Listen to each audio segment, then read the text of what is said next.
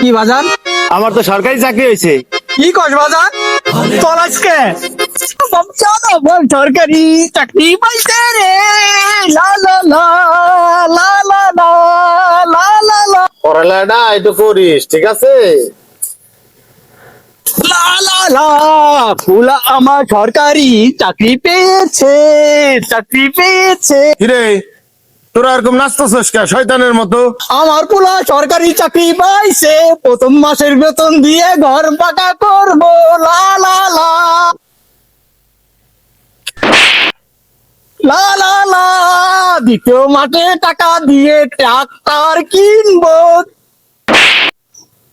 তৃতীয় মাসের বেতন দিয়ে 1 কাঠা জমি কিনবো। লা লা লা